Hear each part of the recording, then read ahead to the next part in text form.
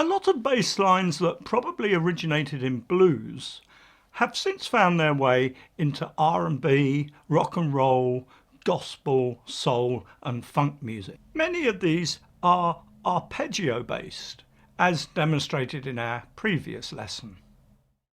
But there's kind of a subset of these riffs that are framed within the octave. Here's a good example.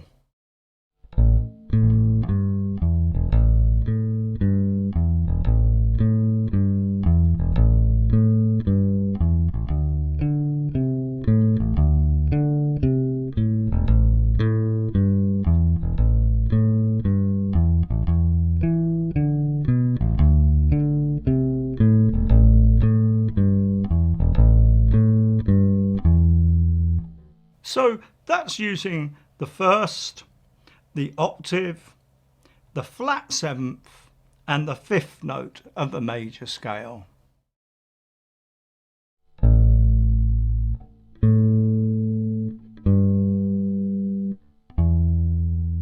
And just using these notes alone, starting with the octave, then filling in with the flat seventh and the fifth note, produces a variety of ideas.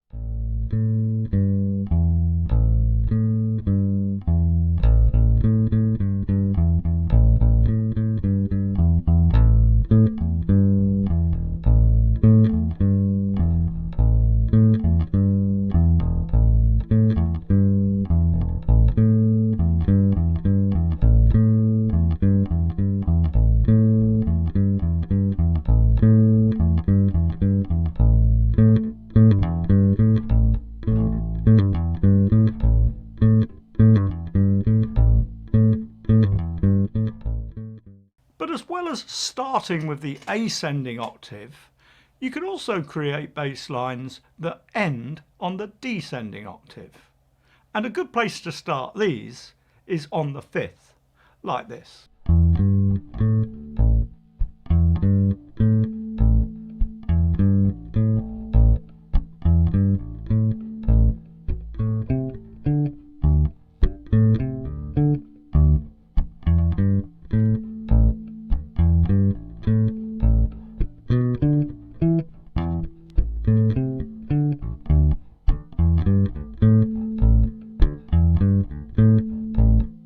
A good way to develop from this point is to learn the blues scale relative to the root note of each chord. Rooted off the E string, this looks like this.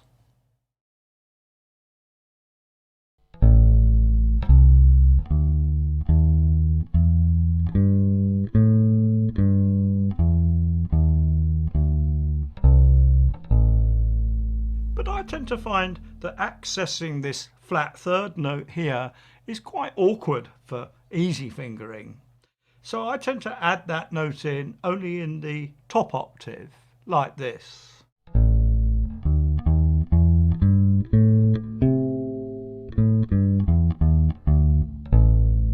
For chords rooted on the A string, I slide up to this note from the root note octave, like this.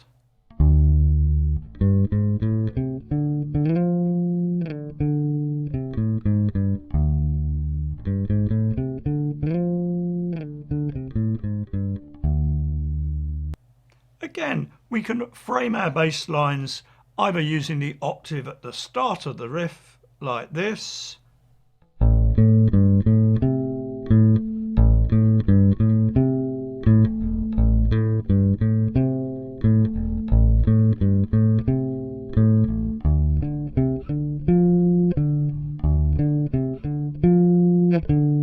or at the end of a line, like this.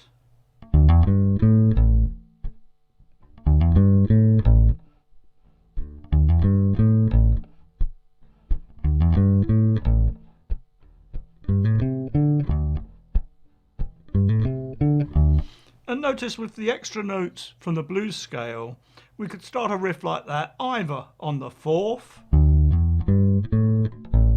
or on the flat five.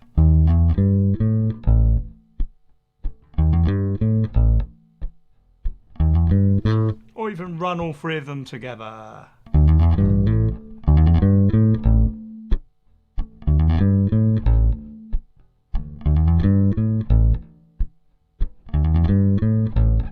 These simple ideas have loads of mileage, and you can have a lot of fun working out your own variations on these basic themes. As you explore these ideas, it's likely that you'll begin naturally introducing an element of funk into your rhythms, because funk riffs love that octave riff.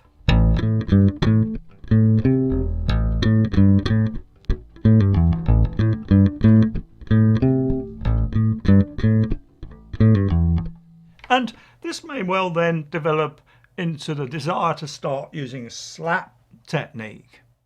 Maybe something like this.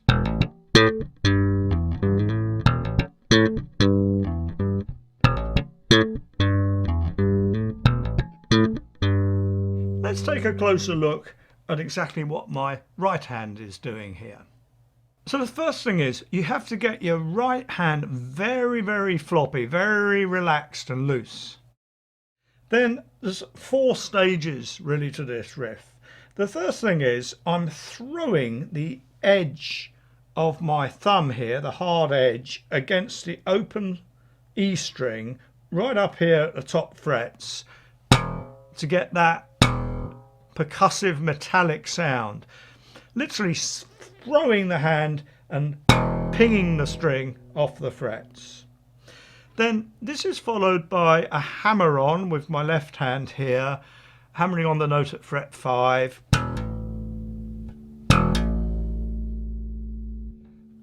And next I've got my fingers coming down on the D string. Momentarily that D string is still open, but I'm hitting it against the frets with quite a sort of muted metallic sound like that. But I've got to make sure my index finger is in such a position that it can hook itself round that string. Then as my little finger comes down on the octave note here, I can pluck that string away from the fret with enough force that it rebounds and hits the fret again.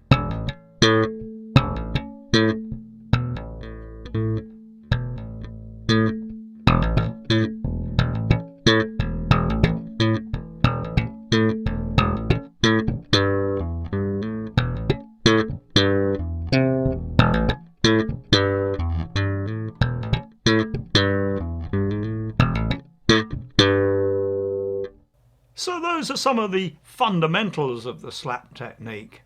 But once you've got those down, and they may take a fair amount of practice to smooth out, then you can start adding notes from the blues scale to create your own bass lines, much as we did earlier in the lesson. Again, we can start our lines with the octave.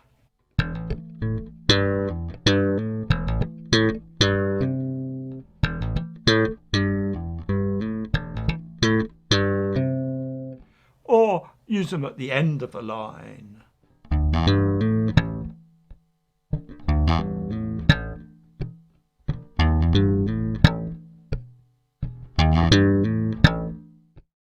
Well, I hope that gives you a few ideas to explore and come up with your own grooves. Remember, although you may develop these ideas over 12-bar blues sequences, all the ideas themselves can generally be adapted to play along with major, minor and dominant chords in a whole variety of musical situations. In the next lesson in this series, we'll explore how scales can be used to link root notes across the chord changes. Look forward to seeing you then.